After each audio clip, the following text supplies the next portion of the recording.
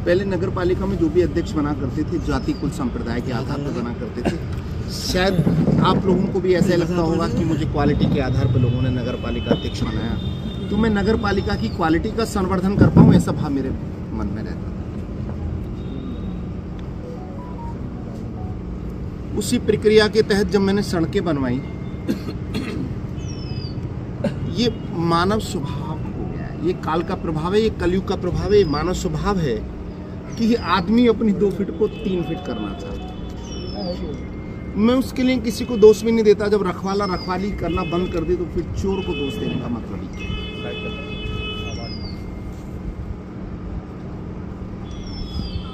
आपने देखा भी होगा जितनी भी नगर पालिका की रोडें बनवाई मैंने, तो उसका चौड़ीकरण का मैंने विशेष रूप से ध्यान रखा। पर चौड़ीकरण कराने के लिए उत्तरदायित्व तो ईओ का होता है, पर चूंकि ईओ और नगर पालिका के पास में पुलिस नहीं, तो जिस व्यक्ति ने कुछ छीन लिया आपसे, उससे आप वापस लेंगे तो उसे कष्ट होगा, और कष्ट में उसकी प्रतिक्रिया हिंसात्मक भी हो सकती है। तो उसके लिए पुलिस और प्रशासन की जरूरत होती है। मैंने उस प्रक्रिया में माननीय मुख्यमंत्री जी और इनक्रोचमेंट को लेकर जितने भी विभागों द्वारा आदेश और जियो जारी हुए थे, मैंने उन सारे जियो की प्रतिलिपि लगाते हुए मैंने माननीय मुख्यमंत्री जी को और भिन्न भिन्न सचिवालयों को जिनसे जियो जारी हुए थे उनको मैंने लेटर लिखे।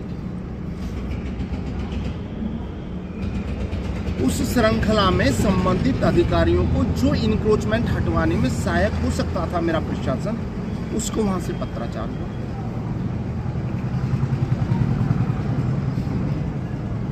पर दुख और पीड़ा का विषय यह है कि उसका अनुपालन नहीं। जब सचिव कोई लेटर लिखता है तो वो माननीय मुख्यमंत्री जी के बिहाफ पर लिखता है। मुझे बहुत पीड़ा हुई, क्योंकि मैं माननीय मुख्यमंत्री जी का ही तो प्रतिनिधि हूं। मैं यहाँ सिकंदराबाद में बैठा हूँ, और इसमें भी कोई शक नहीं कि यहाँ सिकंदराबाद में स्थानिक तौर पे हमारे सबसे बड़ी वोटों को लेने वाले माननीय विधायक जी है, तो उनके बाद सबसे बड़ा जनप्रतिनिधि तो नहीं। मेरी उपेक्षा, मैं किसी से इच्छा और उपेक्षा नहीं रखता, मैं किसी को आदेश जारी भी नहीं करता, मैं अपनी नगर पालिका तक सीमित रहता। पर मेरे जो माननीय मुखिया हैं, जो उत्तर प्रदेश की सत्ता के शीर्ष पर हैं, अगर उनका पत्र व्यवहार और उनका आदेश अधिकारी को हो और उसकी अवहेलना हो जाए तो इससे बड़ा कष्ट का विषय तो कुछ हो नहीं सकता। मैं मुख्यमंत्री जी का प्रतिनिधि, मैंने अभी कह दिया कि मैं अपने मान सम्मान, अपने आदेश की ज्यादा अपेक्षा करता भी, पर मेरे मुख्यमंत्री का अपमान हो जाए तो ये मुझसे बर्दाश्त नहीं हुआ। उसी श्रृंखला में मैंने पत्रकार वार्ता को बुलाया है। चूंकि आप चौथा स्तंभ हैं, आपके माध्यम से इस बात का प्रचार और प्रसार होगा कि माननीय मुख्यमंत्री जी के आदेश की अवहेलना हो रही है। मैंने भिन्न भिन्न पत्र लिखे, मैं उसकी प्रतिलिपि आपको दिखाता हूँ। पहले तो आप ये देख लें कि अभी माननीय योगी जी समीक्षा बैठक में बोले थे, योगी बोले सड़कें चलने के लिए अतिक्रमण हटवाएं, नाले नलवा तालाब पर अतिक्रमण हटवाएं, ये सड़कें चलने के लिए हैं, ना कि 40 फीट रोड पर 10 फीट राइट से रैंप बनाया जाता है और 10 फीट लेफ्ट से रैंप बनाया जाता है, उस सड़क को 20 फीट कर दिया जाता है। डीएम का आदेश हुआ था, डीएम साहब ने यहाँ पर एक बैठक बुलाई थी। अब पता नहीं वो बैठक क्या दिखावा थी। डीएम साहब ने जिला पंचायत सभागार में एक बैठक बुलाई इंक्रोचमेंट को लेकर। अब मैंने डीएम साहब से कहा था, डीएम साहब मेरा शहर पुराना है और कंजस्टेड है। जब मैं बच्चा था तो अपने घर के दरवाजे पर खड़ा होता था, मैं देखता था कि मेरी नाली को 2 लोग सफाई करते थे, एक पानी डालता था, एक सफाई करता था। पर आज वो नहीं होता। आज भी सारी व्यवस्थाएं हमारे पास है, वो मात्र इसलिए नहीं होता कि लोगों ने इंक्रोचमेंट कर लिया। फिर मैं थोड़ा सा बाहर निकलता हूं। तो बड़ी सड़क आती है। सौभाग्य से मेरे यहाँ बड़ी सड़कें कम है, पर जो 40 फीट की रोड है उस पर राइट एंड लेफ्ट में 10-10 फीट का रैंप बनाकर इंक्रोचमेंट किया। फिर मैं थोड़ा बाहर निकलता हूँ तो मैं देखता हूँ कि लोगों ने रोड़ी बदलपुर डाला हुआ है, सब मेरे नाले नलवालों को इंक्रोच किया हुआ है। फिर डीएम साहब मैं थोड़ा सा आगे निकलता हूँ तो मैं देखता हूँ कि जो नाले हैं उनकी दीवारों पर दीवार, मैं नाले साफ नहीं कर सकता। नाना प्रकार के इंस्ट्रूमेंट मेरे पास हैं, पर मैं उन इंस्ट्रूमेंटों का प्रयोग ही नहीं कर सकता। और मैंने खुली चेतावनी दी थी, डीएम साहब मैं व्यवस्था बदलने आया हूं। जिन चीजों के लिए लोग चेयरमैन बनते हैं वो तो मेरे पास 20 साल पहले से थी। और अधिकारी कान खोल के सुन लें, तात्कालिक एसडीएम वहां पर बैठी हुई थी, तात्कालिक आज भी सीओ साहब है वो वहां पर बैठी हुई थी, तात्कालिक ईओ वहां पर बैठा हुआ था। मैंने खुले मन से और इवन डीएम के सामने, एडीएम के सामने, एसएसपी के सामने मैंने खुले मन से कहा था कि अधिकारी अपने को सुधार लें और कार्यों का अनुपालन करें जो हमारे आदेश हैं। यदि उनका अनुपालन नहीं किया तो मैं अनुपालन कराऊंगा, आप लोगों को ठीक कर दूंगा।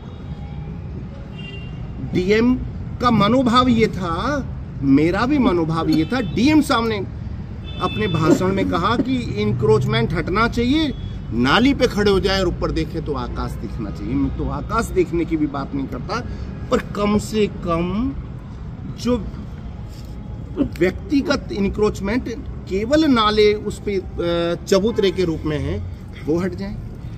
सरकारी इंक्रोचमेंट के भी मैं खिलाफ। मेरी 16 फीट की सड़क है, उस पे 3 फीट इधर खंबा लगा दिया और 3 फीट इधर लगा दिया है। मेरी 16 फीट की सड़क को 10 फीट बना दिया। मैंने बिजली विभाग के बड़े अधिकारी से पूछा, मैंने साहब आपने मेरी सड़क पे कब्जा कर लिया। बोले क्या बात कर दी साहब आपने? मैंने कि आपने इतना आगे खंबा क्यों लगाया? जो मेरी सड़क नैरो है, कम से कम उसमें तो इन बातों का ध्यान रखना था आपको। बोले साहब चबूतरा है और ऊपर छज्जे आ रहा है। मैंने कहा छज्जे वाला तनख्वाह देता है आपको? छज्जे वाला तनख्वाह देता है क्या, या सरकार सरकार आपको तनख्वाह देती है? यदि सरकार तनख्वाह देती है, माँ भारती के पैसे से आप पलते हैं, बढ़ते हैं, आगे बढ़ते हैं, तो उसका आपको ध्यान रखना पड़ेगा। तो इंक्रोचमेंट को लेकर मेरा तात्पर्य है कि ना मुझे व्यक्ति विशेष का इंक्रोचमेंट चाहिए, ना सरकारी इंक्रोचमेंट चाहिए। अगर मैं ये सब नहीं करा पाता हूँ तो मेरे जैसे व्यक्ति का चयन करने का कोई मतलब नहीं है। और ये मेरी मंशा नहीं, ये मुख्यमंत्री जी की मंशा है। आपने इससे परिलक्षित हो गया। इससे जियो जो मुख्यमंत्री कार्यालय से निर्गत हुए हैं, ऐसे कोई हवा में नहीं, उन जियोज को आधार बना के लिखे हैं। वहां से आदेश डीएम को हुआ है, डीएम से एसडीएम को हुआ है, उन पत्रों को छिपा तक दिया गया है। मतलब मुख्यमंत्री का जो आदेश हुआ है इन लोगों को अनुपालन कराने के लिए, उनको छिपा दिया गया है। उसी श्रृंखला में मुझे इस बात को कहने में भी कष्ट होता है कि मेरी नगर पालिका भी मुझसे छिपा ले।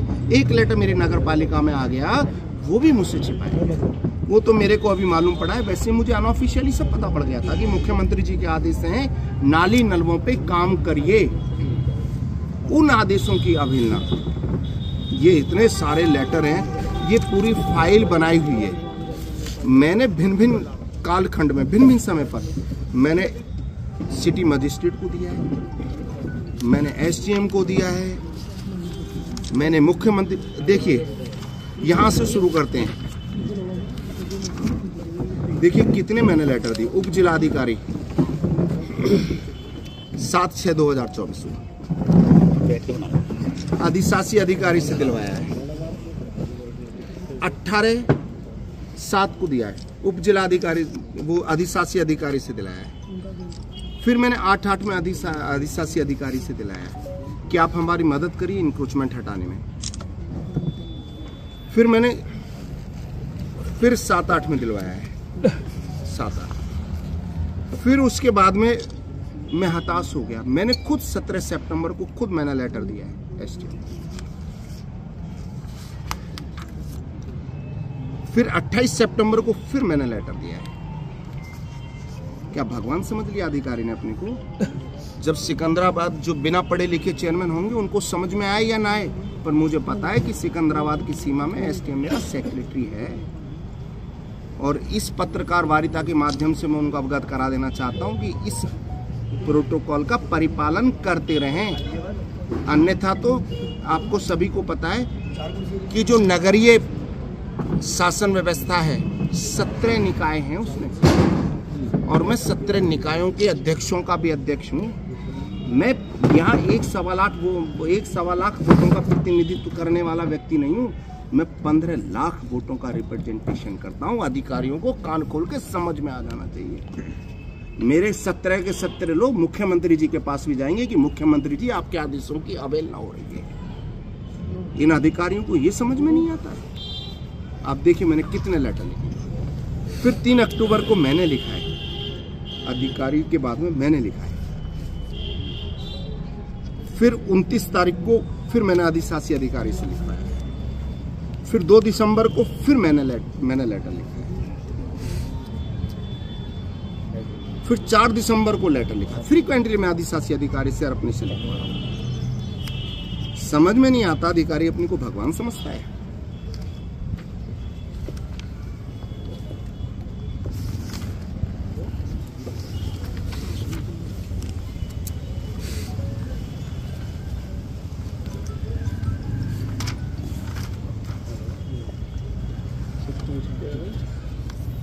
नगर पालिका